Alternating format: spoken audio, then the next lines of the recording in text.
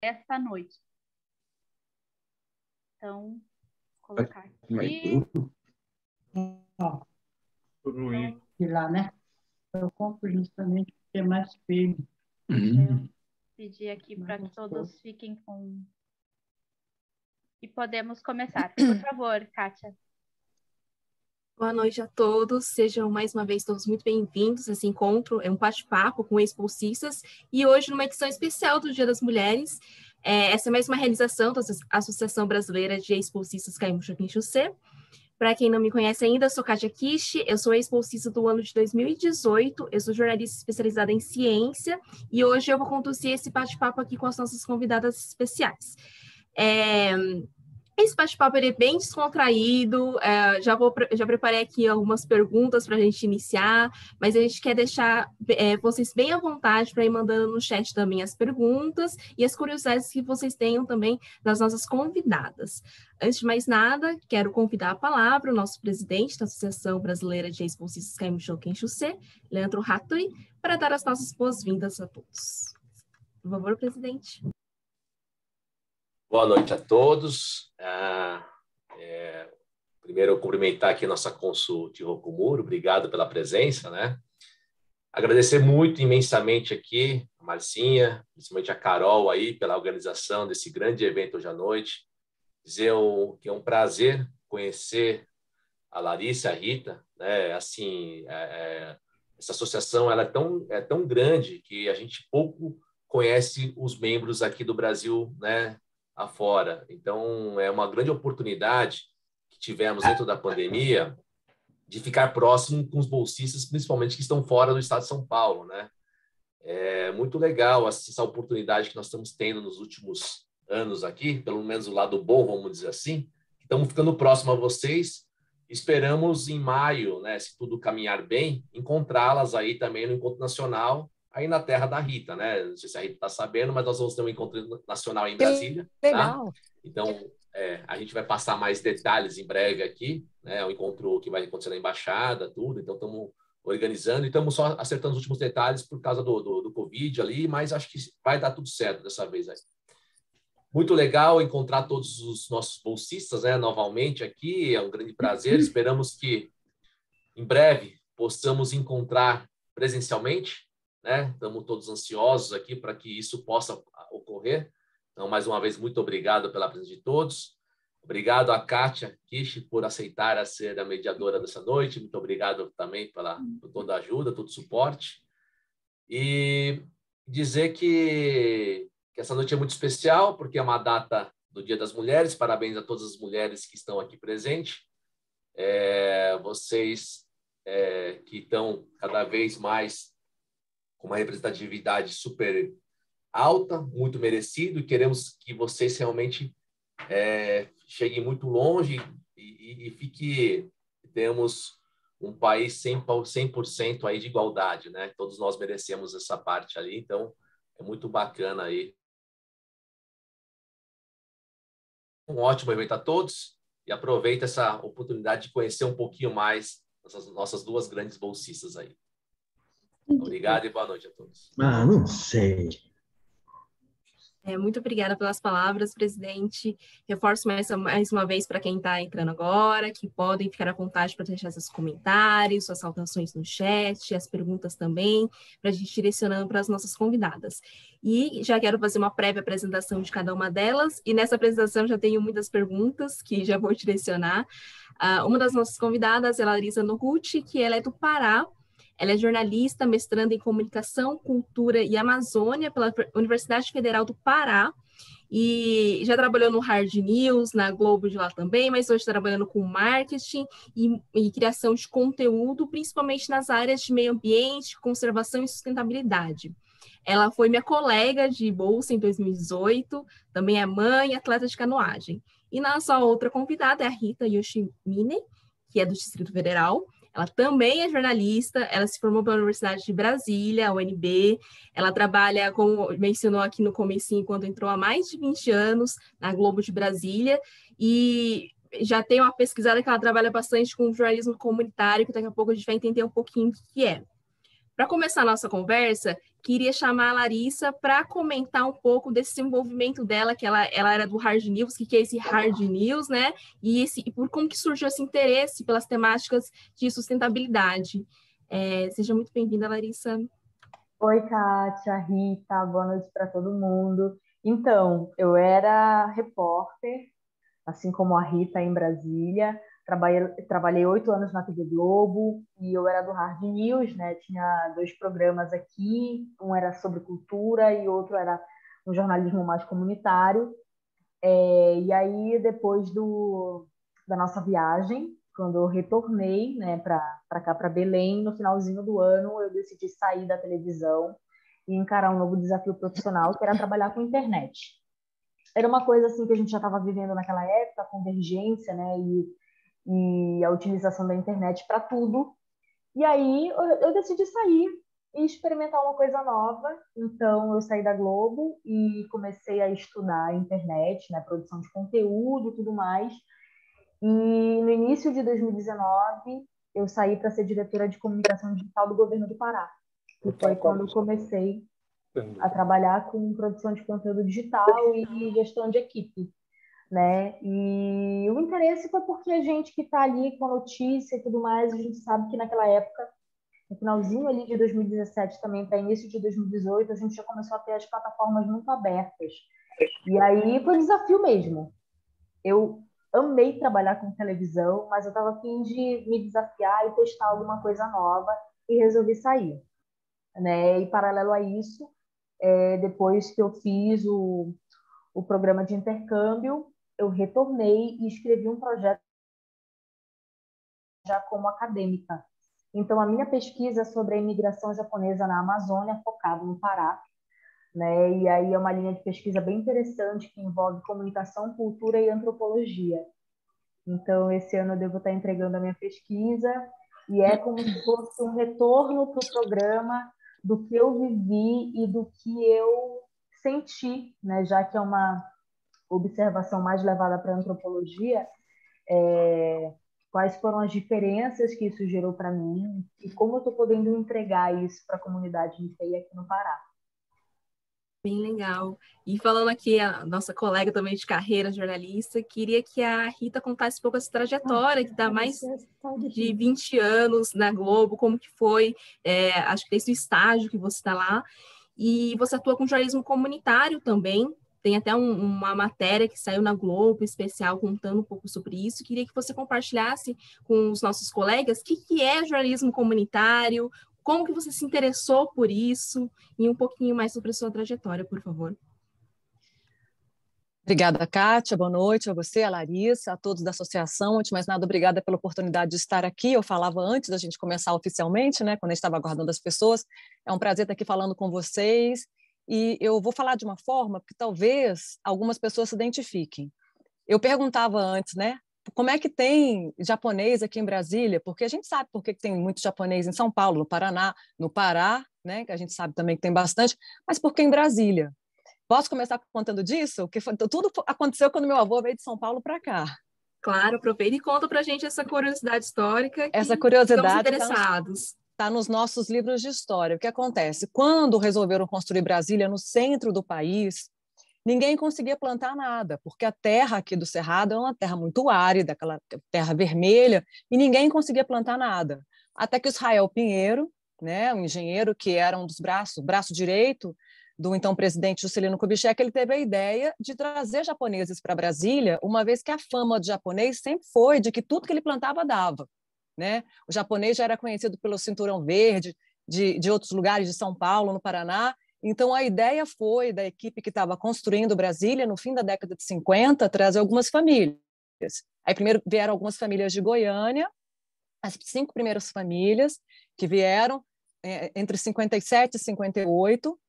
Meu avô ficou sabendo disso em São Paulo, Akira Yoshimine, e aí lá no interior de São Paulo ele soube que estavam, né, chamando famílias japonesas para cá para plantar, e aí vieram várias famílias. Primeiro meu avô veio sozinho, ele viu que tinha como ficar aqui, depois veio o restante da família. Então, assim, nós temos algumas colônias aqui que cuidam do nosso cinturão verde, na Vargem Bonita, no Núcleo Bandeirante, no Riacho Fundo. A gente tem uma colônia agrícola Canegai, chamada de Canegai, que foi uma das primeiras famílias a chegar aqui, a família Canegai, e um bairro, digamos assim, da área rural, foi batizado como colônia Canegai, né? Bacana isso. Braslândia também.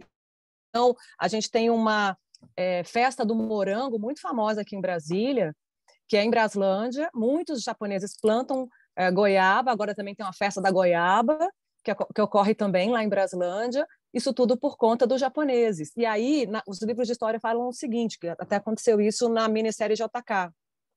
Os japoneses chegaram e viram que a terra era muito ruim, e aí eles foram reclamar com Israel Pinheiro, né? Terra ruim, isso os historiadores contam assim, terra ruim, nada dá, não funciona, que não dava para plantar. E que aí o Israel Pinheiro veio com a histórica frase, eu sei que a terra é ruim, se a terra fosse boa, eu não tinha importado o japonês para dar certo aqui, então vocês que são bons nisso e que plantem. E daí a gente veio com o começo da subsistência, porque como é que a gente ia ter uma capital no meio do país se não tivesse comida?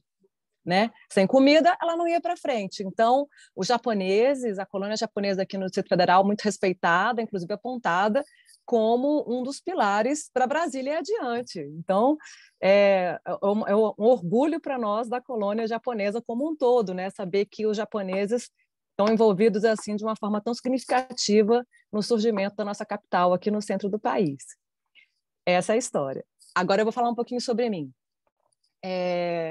Eu morava no núcleo rural de Taguatinga, né? A gente sempre morou com meu avô. Meu avô plantava, tinha muitas frutas e vendia as frutas para os hortifrutis. E meu pai também, depois de casado, plantava flores. Meus pais têm uma floricultura até hoje.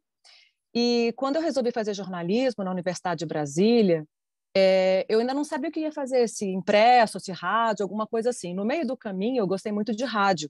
Então, meu sonho era trabalhar na CBN. Um dia eu ouvi uma palestra sobre telejornalismo, né, jornalismo que se faz em TV, na faculdade. Aí, ao final, fui lá fazer um monte de pergunta para o palestrante, ele falou assim, por que você não faz TV?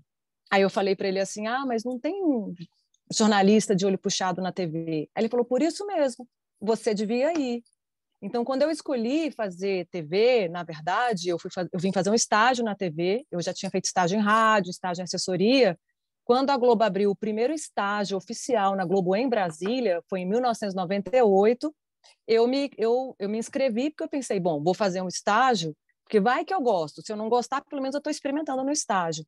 Mas eu não sei se alguém aqui já passou por isso, às vezes você pensa, nossa, mas não tem japonês lá, né? Não tem gente de olho puxado em tal lugar ou em tal área. E aí eu fui experimentar, fiz o estágio, passei, era uma vaga, 78 pessoas disputando uma vaga para o nosso primeiro estágio aqui, hoje nós temos vários estagiários, e eu consegui essa vaga. E depois de 8 meses de estágio, eu fui contratada assim que eu me formei. Então, por isso que eu fui contratada no dia 8 de março de 99, hoje são 23 anos, né, de casa, mas considerando o estágio, são 24 anos aqui. Meu primeiro emprego é que eu fiquei. E por que eu escolhi? Eu faço jornalismo comunitário, que foi a reportagem que a Kátia viu, porque como a gente veio de uma família que não tinha muito dinheiro, né? Que meu avô ele veio até com um certo dinheiro quando ele chegou aqui no Brasil, em 1935. Sorakiri Yoshimiri veio, mas ele caiu em alguns golpes, porque ele não falava português. Então, ele perdeu dinheiro ao longo da vida. Trabalhava muito, acordava cedo, dormia tarde, trabalhava muito. Meu pai, meus tios acordavam cedo para trabalhar na lavoura também. Meu pai chama Nelson Yoshimiri, que 3 da manhã ele tinha que estar lá, ele acordava, todo mundo tinha uma função, e a função dele era espantar os passarinhos da plantação para o passarinho não levar as sementes que eles tinham plantado. Então, quando eles vieram para cá, para Brasília, meu avô também passou uns perrengues, tanto lá em São Paulo quanto aqui, trabalhava muito e não tinha, perdeu algum dinheiro que ele juntou, também por conta dessa dificuldade, a barreira da língua, mas aqui em Brasília havia, por essa questão dos japoneses virem, né, a concessão de terras para essas famílias, para elas plantarem, e assim a gente foi adiante. Quer dizer, naquela época eu nem era nascida, meu pai nem era casado. Foi lá no fim da década de 50. Enfim, e aí a vida inteira eu estudei em escola pública, que né, não tinha dinheiro e tal, e usei o hospital público, ônibus, essas coisas. e escola pública, hospital público. Então, quando eu me formei em jornalismo, e quando eu fiquei aqui contratada, eu comecei pelo jornalismo local, deve ter acontecido com a minha colega Larissa também, que fazia, eu não sei como é que chama lá em Belém, PA-TV, Belém TV? É a TV Liberal. TV Liberal, mas o jornal que passa, meio-dia... Porque em São... Ah, tá, porque aqui em São Paulo é SPTV1, SPTV2, e no Rio é RJTV, aqui é DFTV, Bom Dia DF, DFTV, DF1, DF2. E aí eu comecei pelo jornalismo local, fazendo as pautas de comunidade, e nisso eu tive algumas oportunidades de ir para outros jornais, fiquei um tempo na Globo News e tudo, mas eu sempre pedia para voltar para o jornalismo comunitário, porque como eu tinha usado essas ferramentas, esses equipamentos públicos, né, como eu falei, de escola, hospital, eu sempre senti muito orgulho em poder fazer reportagens de tentar melhorar a vida dessas pessoas que usam hospital público, escola pública. E acabou que hoje, tanto a fazer jornalismo comunitário, nesses 20 anos, eu tenho um quadro de política e de bastidores no Bom Dia DF, que hoje, depois de 20 anos, eu conquistei um espaço aqui em que eu cobro muito dos políticos, né? Olha, o senhor falou que ia inaugurar 7 UPAs, está tudo atrasado, então a gente fica em cima. Mas pensando nisso, na questão das pessoas que não têm voz, né? Que quando a pessoa, infelizmente, ela não tem acesso a uma educação de qualidade, ela não tem acesso a uma comida boa, às vezes um pré-natal começa desde antes da criança nascer, a mãe não teve um bom pré-natal, a pessoa não tem, ela tem que lutar muito para conseguir as coisas, e ela não tem voz, ela não é ouvida pelo governo. Então, daí eu me apaixonei, fiquei e estou já há 20 e tantos anos fazendo jornalismo comunitário. Vocês já perceberam que eu gosto de falar, né? Então, Kátia, me corta isso, né? Eu vou falando aqui até amanhã. Eu acho que eu respondi a sua pergunta. Com certeza. Eu vou te ensinar um pouquinho sobre a Bolsa, né? Que eu sei também está no seu horário de trabalho, né, Rita? E o mais interessante é que a Larissa foi na estação do inverno e cada bolsa cada turma viaja para um lugar específico. E a gente acabou indo para Fukushima. E a Rita, acho que foi na primavera, verão, e foi para Hiroshima, né? Não, eu fui também no inverno, foi no inverno, que eu tive a sorte, mas quando a gente foi, você está falando daquele passeio à parte, né? Que a gente fica em Tóquio. Fora de Tóquio. Isso, a gente teve a sorte de ir para Ishishima, a gente foi para aquele templo enorme shintoísta, que é do tamanho de Paris. Eu estava até relendo aqui, falei, gente, é muito grande. Inclusive, teve até um evento do G7 lá, né, dos líderes mundiais, 2 anos antes da gente ir, a gente foi em 2017, não me engano, foi 2015 que teve esse evento lá, dos maiores líderes, e é um lugar maravilhoso, foi muito bom ter ido lá.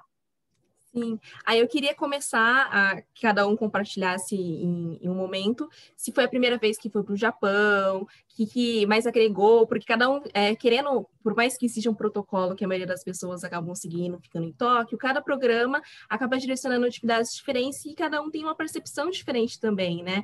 Aí queria começar um pouquinho com a Larissa, se foi a primeira vez, o que mais chamou a atenção dela, o que mudou para ela pessoalmente essa bolsa. Sim. Então, nós fomos juntas, né, Kátia? E a gente vivenciou uma coisa assim, surpreendente. Para mim foi uma virada de chave de vida. Depois que eu voltei, eu me senti meio que... Não é obrigação, sabe? Mas meio que um dever ancestral de devolver o que eu recebi, porque foi uma imersão muito, muito, que me mexeu muito, assim. Eu fui para Fukushima, e Fukushima foi a cidade que meu avô decidiu sair, então meu avô era de Fukushima, para vir para a Amazônia. E quando eles vieram para a Amazônia, meu avô, minha avó, enfim, foi uma escolha assim muito surpreendente, né? Porque eles pararam em São Paulo e depois foram para Recife, decidiram vir para a Amazônia. E a Amazônia é meu lugar de morada, de fala, de vivência. E aqui a gente tem uma colônia muito forte, né? E a minha família também fez parte dessa história de uma maneira muito forte. Então, o meu avô foi o fundador da Associação de Agricultores, e essa associação existe até hoje. E depois, mais na frente, se tornou a Canta, que é uma cooperativa enorme de exportação, exporta produtos aqui do Pará para o mundo, inclusive para o Japão. O chocolate japonês vem da Amazônia, né? E quando eu retornei, eu me senti completamente imersa. Eu lembro Eu lembro lá de Fukushima que a gente teve a oportunidade de ficar numa casa tradicional e tudo mais, né? Então foi uma imersão assim muito no meu íntimo, sabe? Desde criança eu sempre participo de muitos eventos que tem aqui em Belém. A gente tem a feira Nipo todo mês, né? E também tem a Semana do Japão. E eu fui Miss Nikkei em 2008, no ano do centenário. Eu fui para São Paulo, foi uma festa bem legal. Eu não gosto muito dessas Legal. coisas de beleza, mas me meti em Nikkei porque era aquela coisa mais família. Não, tem que ir, porque a Batian quer e vai ser legal. E a Batian já tinha sido não sei quantos anos atrás. Então vai. Aí eu fui, ganhei e fui para São Paulo. E foi uma experiência assim muito, muito incrível. Foi em 2008, não conhecia o programa, né, em 2008, mas eu tive a oportunidade de conhecer todas as Nikkeis lindas e maravilhosas do Brasil inteiro. E essa experiência foi ótima. E aí, aqui em Belém, eu tive um colega de emissora, que é o Kenzo Machida, que trabalha aí na Globo de Brasília, que trabalhava na TV aqui. Né? Hoje ele tá na CNN. Exato. Hoje isso, né? Mas na época ele era daqui. Eu Na falei para ele, época, se inscreve. Quando eu voltei, eu falei para ele, se inscreve no do ano que vem e tal. Sim, e ele Foi né? ótimo. E Foi. ele participou. E assim, eu sou muito atuante aqui no quesito. A gente tem uma comunidade grande, né? Mas não temos muitos jornalistas Nikkeis, só tem eu e Kenzo, para vocês terem ideia, e mais duas colegas que até participaram, né, do programa também. Mas foi uma experiência assim transformadora para mim, sabe? E aí quando eu cheguei, eu já trabalhando em outra área da comunicação, me interessei pela academia, né? Por, sei lá, tentar aprofundar muito esse estudo e comecei a ler muito depois que a gente voltou do programa, porque lá a gente visitou o Museu da Imigração e eu pude ver os registros da minha família no livro. E eu achei aquilo, assim, sabe, de uma preciosidade histórica, antropológica mesmo falando. Eu vi a data de saída do navio do Japão, com o registro dos nomes dos meus familiares, e aquilo me emocionou muito. E quando eu voltei, nós temos vários pesquisadores Nikkeis aqui na Amazônia que pesquisam imigração. E aí eu fui atrás dessas leituras para tentar entender um pouco mais o motivo, por que vieram, sabe? Ir atrás de mais registros históricos. E aí, nesse percurso, eu acabei escrevendo um projeto de pesquisa para a Universidade Federal do Pará, que está se formando ainda essa pesquisa, eu entrego no final desse ano, que é a minha tese de mestrado. E aí eu fiquei completamente mais apaixonada pela nossa história, especificamente por estar na Amazônia e por ter pouquíssima pesquisa em relação a isso. Então, me senti assim meio que um chamado, sabe? Eu tenho que devolver isso em algum momento da minha vida e decidi fazer desse jeito. E está sendo muito, muito enriquecedor. Antes de eu passar para a Rita de novo, para a gente ouvir a experiência dela, eu fiquei curiosa que a Rita contou um pouco da história da imigração Nikkei no Distrito Federal. E o que você descobriu sobre a Amazônia? Eu imagino que a maior concentração fique em Belém, né? Hoje a concentração de Nikkeis. Isso, hoje é em Belém, mas antes era em Tomé Açu, né? E foi bem parecido. Existia a concessão, né? A concessão de terras, aquela coisa do chamado dos japoneses para virem para a Amazônia. E aí a gente pensa assim, antropologicamente falando, sobre uma terra que é o pulmão do planeta, onde tudo é perfeito, e existe uma floresta enorme, e era exatamente isso que eles achavam mesmo, né? Então, eles vieram para a Amazônia, desembarcaram aqui em Belém, especificamente lá no Ver o Peso, pegaram um ônibus, que na época não existia, não era um ônibus que a gente tem hoje, né? Era uma coisa assim, bem velha, caindo aos pedaços. Mandaram os japoneses lá para Tomé Açu, e lá em Tomé Açu, que é um município na região Nordeste, os japoneses imigrantes dormiram no açaizal. E no dia seguinte, eles começaram a capinar todo o terreno e começaram a construir suas próprias casas dentro desse açaizal. E começaram a plantar pequenas coisas e o que eles encontravam no meio da floresta, né? Eles haviam trazido também pimenta do reino no navio, começaram a testar a pimenta do reino num sistema chamado agroflorestal que existe até hoje em Tomé Açu. E aí iniciou bem parecido com a família da Rita. Minha família é uma família de agricultores, Então, a minha bisavó, a minha avó, todo mundo plantava ali. A gente tinha uma barraquinha na Ceasa, que é a central de abastecimento aqui da capital. A minha mãe chegou a trabalhar, né, nessa barraquinha de frutas e tudo mais, e parou na minha mãe esse trabalho de agricultores, né? Então, parou na mamãe. A mamãe se formou em Direito, mas manteve ali até onde deu para manter na época da universidade. Já comigo, já não existia mais essa barraquinha, mas a minha família também sempre foi muito humilde, a gente sempre foi muito batalhador, então a mesma história assim, de agricultores, sabe? E isso está muito ligado no trabalho que eu realizo hoje de produção de conteúdo nas redes sociais, que é voltado justamente para essa prática que veio das nossas famílias, do valor da terra, da ancestralidade no quesito trabalho. Então, tá tudo meio que conectado, sabe? Foi um incentivo até para a mudança da sua carreira, então, né? Exato, sim. E Rita, eu vi que você foi para Kyoto, foi para Hiroshima. Você pode compartilhar um pouco sobre essa experiência? Foi a primeira vez que você foi para o Japão? Queria muito ir para Kyoto, viu? Um parêntese. Muito. Foi o que aconteceu.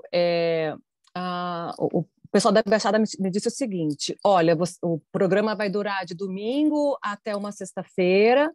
Não, de domingo a domingo, né? Eu cheguei num domingo, a gente ia embora no domingo, exatamente.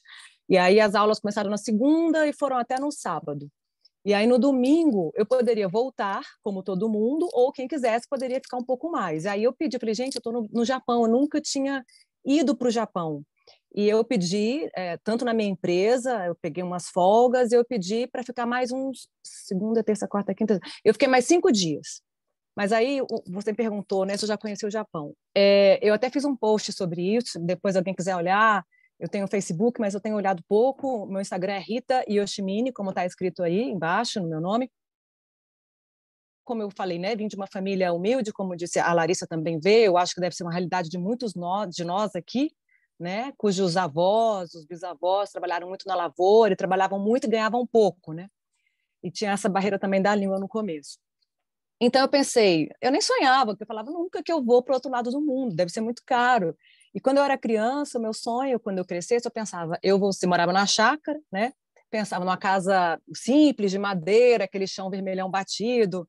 Aí eu pensava assim, quando eu crescer, eu quero ser aeromoça. Olha eu entregando a minha idade, né? Porque ninguém nem fala mais aeromoça, agora é comissária de bordo. Eu falava assim, quero ser aeromoça, que aí eu vou viajar. Então eu nem pensava, nem sonhava em ir para o Japão. Eu sonhava, mas aquele sonho que você pensa, ele é tão grande que nunca eu vou conseguir realizar. E aí, quando eu passei na seleção, né, no meu grupo eram 10 pessoas, 4 do Brasil, 2 de São Paulo, incluindo a Érica e o Cássio Aoki, acho que você conhece também. A Carol deve conhecer, não sei. Eles 2, mais um representante do Paraná e eu. E cada um foi separado. Quando eu cheguei no Japão, e eu sou muito apaixonada por sol, pôr do sol, eu acho que todo dia quando o sol nasce, quando ele se põe, ele mostra pra gente que a gente cumpriu um dia e vai vir um outro dia cheio de possibilidades. Então, eu cheguei num pôr do sol e fui embora num pôr do sol. Então, a primeira coisa que eu tive em contato com o Japão foi o pôr do sol do Japão, e isso já, nossa, mexeu muito comigo. E quando eu cheguei no aeroporto, eu parecia assim, né, uma caipira, eu olhava tudo, eu estava muito maravilhada, a ficha demorou a cair, que eu estava no Japão. E assim, foram momentos mágicos. E durante o programa, a semana do programa, a gente foi no mercado de peixe, a gente foi fazer uma prática de meditação no templo budista, a gente foi a Ise-shima, né, nesse templo shintoísta, foi até lá, a gente conversou com pessoas incríveis que falaram sobre turismo, sobre segurança, sobre a questão geopolítica ali da Ásia, foi tudo muito interessante. Mas talvez, tem 2 momentos que eu gostaria de ressaltar. Nesse momento que eu fiquei sozinha, eu visitei o Monte Fuji, dizem que inclusive é sorte, né? Eu vi o Fuji de longe e um pouco mais próximo, assim, não tão próximo que eu não podia, mais cobertinho de neve, maquiado de neve no topo. Fui para Nara, fui naquele lugar onde tem um grande Buda, né? Os servos, tirei foto com os servos, eles já estão até acostumados a tirar selfie com os turistas, e participei fiz questão de ir a Kyoto, participar de uma cerimônia do chá, né? Tem um evento, fui lá para aprender, e tirei foto como geisha, assim, fiz tudo que eu gostaria de fazer. Mas durante a minha viagem sozinha, primeira coisa é que como o Japão é seguro, né, gente? Assim, porque não é só ser seguro, é ter a sensação de segurança. Eu, enquanto mulher viajando num país desconhecido, eu me senti muito segura para andar de Shinkansen, para entrar nos hotéis, andar pelas ruas. Em nenhum momento eu senti medo de estar andando sozinha no Japão. E que banho de civilidade, assim, eu fiquei muito impressionada com as ruas todas muito limpas. Eu também escrevi sobre isso nas redes sociais. Não tem lixeira na rua. Eu falava, gente, mas não tem lixeira e não tem lixo, porque as pessoas guardam lixo na bolsa ou no bolso. Então, assim, tudo para mim era motivo de, meu Deus, que país perfeito, né? Chorei muito. Eu chorei quando eu entrei no museu e eu sentei várias vezes para chorar, ouvindo, lendo as histórias, os relatos dos japoneses contando. Assim, teve gente que se desintegrou, teve gente que tem aquele carrinho, um velocípede de uma criança que, né, derreteu, o velocípede todo derretido, a criança morreu. Então, assim, as histórias eram terríveis. E eu chorei muito no museu de Hiroshima.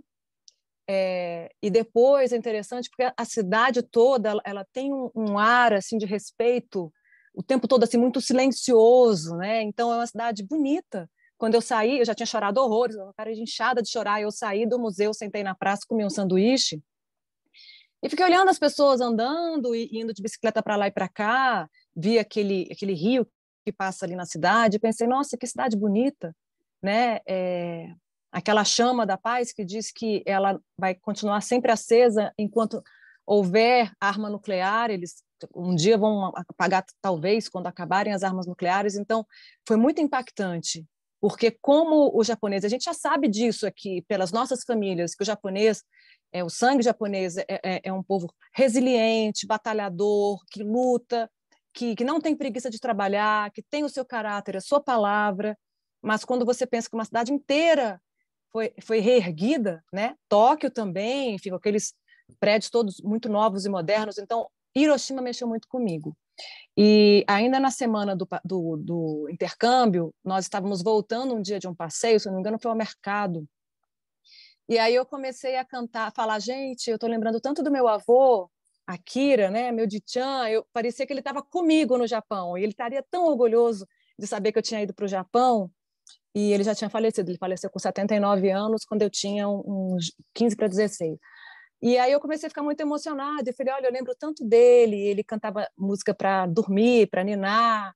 E aí a gente começou a cantar dentro da van. O meu japonês está muito enferrujado, não vou fazer vocês ouvirem o japonês errado, mas a gente começou a cantar e a guia japonesa começou a cantar e todo mundo chorou dentro da van, porque eram músicas que os avós cantavam, aquelas músicas de ninar, né? Aquela música da despedida, da partida. Então foi um momento que todos nós choramos e eu senti muito a presença do meu avô em diversos momentos. Então eu já admirava o povo japonês, não só por essa mistura, mas como nação, como costumes e tudo. E lá no dia a dia, então não tem lixeira na rua e não tem lixo na rua. Se ninguém fura fila, respeita-se o mais velho e se dá. Hoje, o que a gente usa, né, que é a máscara, olha só que você para pensar, o povo japonês já usava máscara, ó. Em 2017 eu olhava, tinha tanta gente, era inverno, tanta gente de máscara na rua, e aí foi o que me explicaram. A pessoa não quer, se ela for alérgica, ela não quer pegar, ou se ela está gripada, ela não quer passar para o outro. Então, o japonês, eu voltei de lá muito encantada. Né? O que eu fiz, assim que eu voltei, eu passei a fazer palestras em escola de Nikkei. Né? Então, eu fui em algumas escolas públicas, já que eu vim de escola pública também, eu quis fazer essa junção e fui dar palestra, contar um pouco e falar, olha só como vocês estão aqui, são filhos de chacareiros, né? Não tem assim, não tem, claro que teve muita família japonesa aqui que, né, conseguiu avançar e fazer posses e ficar, né, ter uma vida melhor. Né?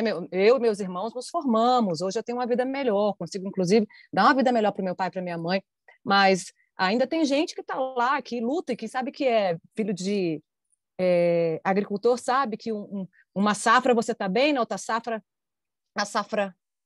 perdão... Eu acho que a Rita caiu. Mas enquanto ela se reconecta conosco,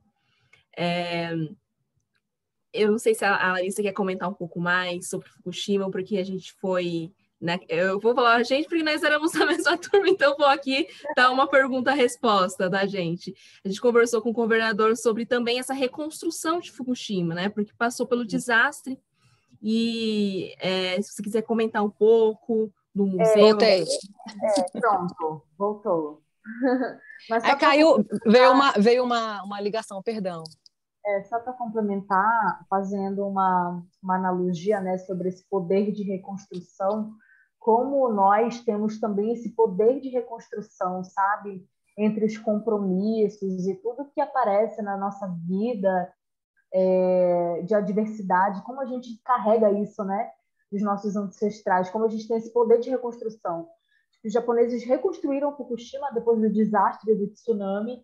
A gente chegou lá, era uma outra cidade, num tempo recorde, mas assim, a gente via no brilho nos olhos assim, das pessoas, sabe? Tipo, tá tudo bem, aconteceu isso, mas estamos aqui, a gente se reconstruiu, né? E como isso realmente reaparece na nossa vida o tempo inteiro, né, Rita? Demais, e até, desculpa, gente, caiu a ligação aqui naquela hora que eu estava falando com vocês, mas que eu ia falar uma coisa interessante, que eu sempre fui muito grata por esse sangue japonês, essa mistura, né? Eu gosto de falar que eu sou Sansei, terceira geração, mas já me disseram que Sansei tem que ser filho de 2 Niseis, então eu sou uma mestiça, que minha mãe é nordestina, e meu pai Nisei, e eu sou uma mestiça. Então, eu fiquei muito grata a tudo, e aí o que eu ouvi muito, vocês devem ter ouvido também durante o programa de vocês, foi o seguinte: vários japoneses agradeceram. Eles agradeceram porque sempre que alguma empresa, algum representante japonês vinha ao Brasil para negociar alguma coisa, eles já tinham uma carta branca de confiança, porque todos sabiam da fama que os japoneses que vieram para cá tinham de trabalhadores, honestos, resilientes. Então, quando vinha algum empresário, algum executivo fechar alguma coisa com uma empresa brasileira, essas pessoas já vinham com uma carta de referência que japoneses que vieram. E eu achei tão interessante isso, saber que, assim como nós somos gratos, né, a esse sangue que a gente tem, as características que nós temos, e que nós daqui, que nossos avós e pais também puderam contribuir para que os japoneses, né, aqui no Brasil, todo o Japão fosse tão querido, né, e fosse tão respeitado também pelo trabalho dos nossos ancestrais aqui no Brasil. Eu achei isso muito interessante. Pessoal, o nosso horário está bem apertadinho, já quero abrir para os nossos colegas que estão nos assistindo, fazerem suas perguntas, enviem, por favor, no chat, e também lembrar a todos de separarem a sua taça, a sua bebida, porque vamos fazer um campai ao final, certo? Então, para todo mundo que água para o campai, que estamos em breve nos encaminhando para o final, e convidar a todos que tiverem perguntas para já enviarem aqui para o chat para a gente fazer. Enquanto vocês se animam aí nas perguntas, não fiquem tímidos, eu tenho uma curiosidade que eu queria perguntar para a Larissa, que ela é atleta de canoagem. Queria entender um pouco mais essa modalidade, essa representatividade também feminina nessa modalidade, e se ela é muito popular em Belém. Queria entender um pouco melhor isso. Então, no meio disso tudo, depois dos 30 anos, resolvi ser atleta, né? E deu super certo. Tá no mudo, Rita. Super certo. Eu não estou com o jornal aqui, mas eu pedi para o meu staff, que é a minha filha, ir pegar para mostrar para vocês. Eu falei para a Larissa aqui que o Japão mudou a vida dela totalmente. Ela saiu do hard news, ela foi para uma outra área de pesquisa, ela virou atleta. Você vê que o Japão mexe com a gente, né? Demais. Pois é, virei atleta. E aí eu sou campeã brasileira de longa distância de uma modalidade da canoagem que é popularmente conhecida como canoa havaiana, e é super forte aí em Brasília até. Tem, a gente tem vários, porque aqui a gente não tem mar, né, mas tem um lago, o Lago Paranoá, e Exato. aí tem sim pessoas que fazem, mas a pessoal acorda, não sei se é o seu caso, Larissa, o pessoal acorda muito cedo, esse pessoal vai remar quando o sol está vindo, 6 da manhã. Tá vendo? 5 horas eu estou na água. Nossa. E aí deu super certo. Tá aqui a capa do jornal de hoje, ó. Que legal. Eu tô aqui Parabéns. representando a mulherada da Eu já estou no ranking brasileiro de canoagem e eu sou a única japonesa, a única Nikkei, na verdade, mestiça, que é medalhista nesse esporte. E para mim também é muito legal. Tem uma outra Nikkei do Rio de Janeiro, que é a Rie, e a gente brinca, né? Que a gente tem que fazer um time aqui só de Nikkeis, só de descendentes, mas não tem no Brasil, só tem eu e ela nessa modalidade. Mas está sendo aí, Kátia. legal.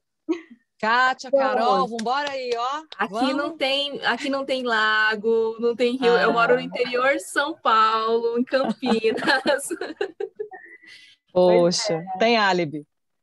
E aí essa vivência do esporte está sendo muito legal, né? E aí, puxando um pouco para o que a Rita falou dessa disciplina, o meu treinador é aí de São Paulo. A gente se fala todos os dias online, né? Mas eu viajo para conhecer ele vem para cá também. E ele sempre falou assim para mim: você é descendente japonesa, vai cumprir tudo direitinho, você é disciplinada, então a gente vai conseguir rápido passar nessas etapas. De acordar muito cedo, porque tem que treinar muito cedo, enfim, dessa disciplina de treino. Então, toda vez, quando tem alguma coisa, ele fala: mas a Larissa é um caso à parte, porque ela é descendente de japonês. Então, se tiver que acordar 4h10, ela vai acordar 4h10 e ela vai estar lá para treinar 4h05, que é para não se atrasar nos 4h10.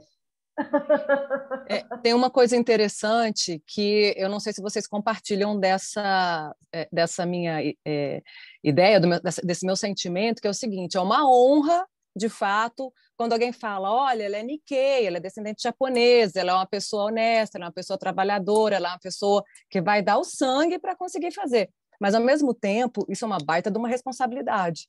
Porque justamente como você traz, né, por conta do seu sobrenome, dos seus olhos puxados, essa honra, né, justamente de ser lembrado por essas coisas positivas, a gente também não pode falhar. Porque imagina se, né, a gente que é neta, vem os bisnetos, aí começam a se envolver em coisa errada, começam a não querer levar nada muito sério, não quer estudar, não quer... Então, isso, de certa forma, pode até manchar o legado que os nossos avós, bisavós e pais deixaram para a gente, como comunidade Nikkei no Brasil. Foram anos para construir, é muito sólido, né? Então, ao mesmo tempo que é uma honra, é também uma baita de uma responsabilidade de continuar mantendo essa fama muito positiva, né, do Nikkei aqui no Brasil. Muito obrigada, meninas, pelo nosso bate-papo. Eu vou encaminhando um pouquinho aqui para a gente não atrasar.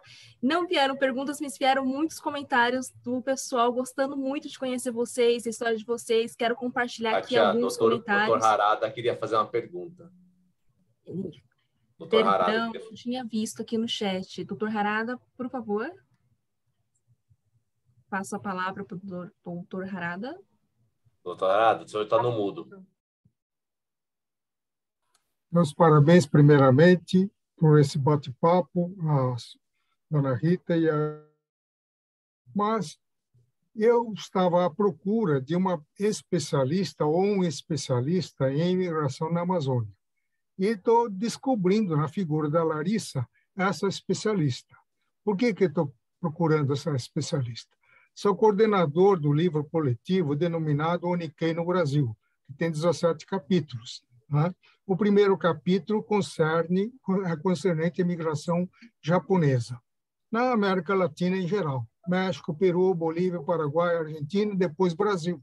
E lá no finzinho tem imigração na região amazônica, Pará e Amazonas. Só que tem menos de meia página, entendeu? Então eu já pedi por e-mail Shioka desde a segunda edição para ele encorpar um pouquinho. Mas você sabe, a pessoa da minha idade não tem mais aquela facilidade de escrever. Então, está muito difícil. E essa obra coletiva conta com colaboração de pessoas importantes da comunidade, como o professor Kazuo Watanabe, o professor Masato Niyomiya, ministro Masami Ueda, o professor Seiji Hirano, jornalista Aldo Ishiguchi, Ângela Hirata, Kyoko Nakagawa, Harumi Goya, Isidoro Yamanaka, Renato Yamada, e assim por diante. Então, Larissa, se você puder usar o poder de síntese da síntese, e conseguir escrever tudo sobre a imigração na região amazônica, no máximo em 8 páginas, porque trata-se de uma edição caríssima, vai para quase R$300 mil, entendeu? Porque é inteiramente colorido e ilustrado. Então, precisa haver uma síntese muito grande, não esquecendo daquele detalhe do sofrimento do povo paraense com aquele campo de concentração que existiu lá durante a guerra, em que o governador do Amazonas, alguns tempos atrás, veio pedir desculpa em público. Não é? Então, aí foi numa extensão menor do que aconteceu nos Estados Unidos. Mas esse episódio é importante você registrar. Você seria capaz de prestar esse grande favor, Larissa? Vamos, eu super topo, super topo. O meu estudo aqui tem a participação de 2 pesquisadores, é baseado na pesquisa deles. Um faz levantamento sobre a área da agricultura, né, feita pelos Niqueis, e uma outra pesquisadora faz o mapeamento da imigração. Então, eu consigo ter muito bem até os nomes das famílias e onde eles chegaram no estado do Pará. Então, a gente vai contribuir, sim. Vamos conversar depois. O prazo, Larissa, é até 30 de junho deste ano. Ótimo. Entendeu? Porque aí eu preciso calcular número de página e buscar um patrocinador. Entendeu? Fazer um boneco para fazer o levantamento do custo e, em seguida, buscar um patrocinador. Entendeu? Mas é uma obra de luxo. Eu não sei se vocês conhecem essa obra, já está na 4ª edição. Eu não conheço. Eu não conheço. No Brasil, não. Você pode até contribuir com a minha pesquisa. Então, deixa eu ver. Que coisa boa, hein, Larissa? Essa obra aqui. Ó. Quem estava ilustrando a capa do livro era o Kazuo Akabayashi. Como ele faleceu, eu ontem entrei em contato com o desenhista lá, Carlos Cubo, mas ele estava em Los Angeles. Ele falou que assim que voltar, ele entraria em contato comigo. Vou pedir para ele desenhar a capa, para ficar bem bonitinho. Certo. Não dá para ver, porque eu acho que por causa do filtro que está atrás do senhor. Mas eu topo, vamos contribuir sim. Arada, acho que tem que afastar. Muito obrigada. Tem que afastar. Então fica esse convite e fica essa solicitação. É um grande favor que você vai prestar à comunidade nipo-brasileira para enriquecer essa nossa obra coletiva. Entendeu? Vamos juntos, vamos juntos. Vamos injetar sangue novo, porque o pessoal da minha idade, olha, está para lá de Bagdá. Salvo raríssimas exceções. Muito obrigada, doutor Harada. Foi incrível a gente perceber que aqui, conhecendo as nossas convidadas, já conseguimos fazer uma conexão para um projeto a mais. Já tem um endereço aqui da Kátia, do autor. A Larissa pode mandar um aqui. artigo para ele, viu? E qualquer coisa, você pode pedir que eles tenham o meu e-mail, eles poderão fornecer. Tá bom? Sim, a gente vai pedir para a Carol aqui conectar o Dr. Harada com a Larissa para continuar o projeto. Muito obrigada. Só comentando aqui, compartilhando com todo mundo os comentários, o Rogério Kita escreveu que é um orgulho de termos representantes de áreas da comunicação, do Pará, do Distrito Federal, e parabenizou todas as nossas ex-bolsistas mulheres aqui nesse dia tão especial. O nosso ex-presidente Jair Uemura também disse sobre esse emocionante e envolvente relato da Rita e também essa luta inspiradora e encantadora da Larissa, que todos adoraram muito conhecer.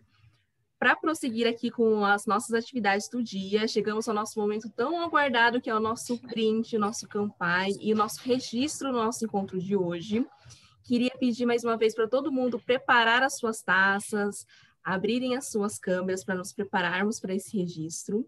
E eu convido a participação mais que especial da nossa cônsul geral adjunta do Japão em São Paulo, a senhora Chihiro Okumura, para realizar o campai desta noite. Seja muito bem-vinda, cônsul. Sim.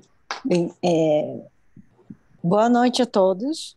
Primeiramente, gostaria de agradecer o convite neste bate-papo, sobretudo no Dia das Mulheres, que é um dia muito especial. Também foi um grande prazer em conhecer e ouvir depoimento das oradoras de hoje à noite, Dona Rita e de Larissa. Realmente, normalmente é muito difícil, né, conhecer presencialmente, mas escutar, ouvir suas histórias. Aprendi muito e, ao mesmo tempo, fiquei tão contente ao ver a reconfirmação do valor de ser Nikkei. Então, realmente também fico muito emocionada. E, por fim, gostaria de parabenizar todos que estão aqui presentes. Hoje é Dia das Mulheres, mas realmente é muito bom ter a presença dos senhores neste bate-papo hoje à noite. E gostaria de propor um brinde de modo habitual nosso, em 3 vezes. Saúde, viva, campai, tá bom? Então, por favor, levantem essa taça e me acompanhem no brinde. Saúde! Saúde! Viva! Viva! Viva! Campai!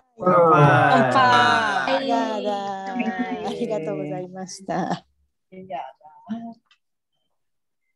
Vamos aproveitar esse momento e registrar, então, o nosso encontro. Peço que todos fiquem com os copos na mão, sorriso no rosto, para a gente registrar esse momento. Vamos lá. Tem até a participação da May. Seguindo, mais uma tela. O senhor Kazu está arrumando o... Arrumou aí, senhor Kazu? Arrumou. Ficou bonito. Mais uma tela. Pronto. Muito obrigada. Obrigada, gente. Carol, Muito obrigada pela oportunidade. Muito obrigada, Carol, pelo registro. E antes de encerrar nosso bate-papo, quero chamar mais uma vez para a palavra o Siskai Mushoken Shusei, Leandro Hattori, para algumas palavras finais. Mais uma vez, gostaria de agradecer na noite de hoje a Larissa, a Rita, pela história que vocês vivenciaram no Japão. Eu também relembro bastante quando eu fui para o Japão. Primeira vez que eu fui para o Japão, pisei no solo japonês, foi através da bolsa Gaimon Shoken Shusei. A minha emoção foi igual a de vocês, principalmente quando a Rita contou, né, daquela emoção, a minha também. Fiquei realmente super emocionado, a gente olhava em volta, todos de olhos puxados, assim, uma coisa diferente da nossa vida, mas realmente o momento assim foi inesquecível, né? E a gente vê o trabalho imenso, né, que o MOFA realiza para conceder essas bolsas, né? O quanto são importantes nas nossas vidas, né? Isso mais do que hoje, vocês, com o relato de vocês, prova ainda mais como é importante essas bolsas aí para todos nós descendentes, né, japoneses, né? E também, olha só que coisa bacana, né? Hoje o Dr. Harada conseguiu, através de uma conexão do encontro nosso do Gaimon Shoken Shusei, né, uma ajuda aí para o seu livro aí, tão esperado aí, essa 4ª edição que o Dr. Harada falou, né? Olha só, então assim, é isso que nós, associação, olhamos como é forte essa associação. Precisamos nos conectar melhor, precisamos nos conhecer um pouco mais. Tem muitas boas pessoas na associação, né? Então temos que trabalhar cada vez mais nesse intuito de unir e nos conhecermos, né? Que eu acho que temos muito a ganhar com isso. E falando nisso, tá? Só para encerrar a minha fala, é um recado que nos foi dado, tá? A nossa cônsul-geral de junta está aqui, a Chiho Okumura. O Consulado-Geral do Japão nos deu uma missão para que realizássemos o evento no dia 24 de março, tá? A convite do MOFA. Nós estamos com um desafio imenso, tá? Que já faço o convite para todos os senhores e senhoras aqui, senhoritas que estão aqui hoje à noite. Vai ser um evento inédito, tá? Que nós estamos proporcionando, que o nome está a ser definido ainda, por incrível que pareça, estamos quase 15 dias do evento, estamos com a aprovação final do nome, tá? Mas vai ser provavelmente o encontro de jovens Nikkeis de 2022, algo do tipo, tá? Então, é um evento que conta até com uma ajuda financeira do MOFA. Vamos ter uma transmissão ao vivo com a diretora do MOFA, responsável da América Latina, que vai falar ao vivo nesse dia 24 de março. Vamos ter diversos cases aqui que aconteceram aqui na nossa América Latina de projetos aqui. Então, vai ser uma noite inesquecível, tá? Um pouquinho O Japão quer conhecer um pouco mais, somente o MOFA, né? Um pouco mais do que nós, brasileiros, o que nós, latinos-americanos, estamos fazendo no nosso país, né? Para fortalecer nossas raízes e também quais as boas práticas nós praticamos aqui para que fortalecemos a nossa história aqui, né? Então, basicamente é isso. Então, a todos os senhores aqui, senhoras e senhoritas e senhoras que estão presentes, faço o convite para o dia 24 de março. Vai sair o Save the Date entre amanhã ou depois. O evento, né, consultar aqui, sabe que foi tudo meio de última hora mesmo. Estamos correndo contra o tempo nesse evento. Tá? Estamos no trabalho aqui, estamos com o apoio e a correalização da JCI Brasil-Japão. Tá? Estamos trabalhando muito juntos aí para que consigamos aí chegar num grande resultado aí. Tá bom? Então, reforço o convite dia 24 de março, aqueles que puderem participar, vai ser um evento com o MOFA, tá? Foi aqueles responsáveis que nos levaram ao Japão, ok? Então, reforço esse convite aqui. Obrigado e boa noite a todos. Muito obrigada, presidente. Para encerrar, as palavras finais das nossas convidadas, Rita e Larissa, para encerrar aqui conosco. Bom, muito obrigada a todos. Eu me sinto honradíssima em participar e ter a oportunidade de conhecer a Rita, que eu ainda não conhecia, né, e demais pessoas que estão aqui. A gente vai se conectando. Ganhei de presente essa contribuição aí para a pesquisa também do Harada, que com certeza também vai acrescentar muito no meu trabalho. E juntos a gente vai deixar registrado aí para a história, né, da nossa ancestralidade. Isso para mim já foi um super presente. Pedi aqui para o Leandro no chat para ele atualizar sobre o encontro dos ex-bolsistas. Eu quero fazer o esforço também de estar presente em maio. Vai ter o Campeonato Brasileiro de Canoagem em maio, então eu posso ir de um lugar para o outro. Eu quero conhecer a Rita pessoalmente. Ela aqui, falar agora. Não dá. Eu queria também, mais uma vez, agradecer, dizer que foi uma honra ter sido convidada e ter batido um papo. Foi tão bom que já passou até do limite que eu tinha imaginado aqui. Por mim, a gente conversava mais um tanto. E eu fiquei tão feliz, de fato, por ver essa conexão entre o Harada-san e a Larissa, né? Ainda mais para uma pesquisa, ou seja, que ainda vai ajudar a perpetuar, né, as informações a respeito de nós, Nikkeis, e queria deixar um parabéns para todas as mulheres. Para mim, o Dia da Mulher é todo dia, né? Mas hoje no calendário é o Dia das Mulheres. Então, parabenizar a associação por essa iniciativa e dizer para vocês uma coisa importante. Às vezes, quando eu era criança, eu não me sentia muito, né? Sempre alguém me chamava de japa. Aí eu fui para o Japão e lá eles achavam que eu não era muito japonesa também. Somos Nikkeis, né? Nós somos Nikkeis, então a gente tem essa conexão forte que nós nos entendemos e somos todos Nikkeis. Então, vida longa à associação. Obrigada, gente. Boa noite para vocês. Muito obrigada, Rita e Larissa. Em nome da associação também agradeço a todos que estiveram aqui presentes nesse bate-papo e reforço mais uma vez o convite do nosso presidente, Leandro Hattori, para participarem do nosso próximo evento. Fiquem atentos aos nossos contatos via e-mail e WhatsApp. É isso, pessoal. Até a próxima.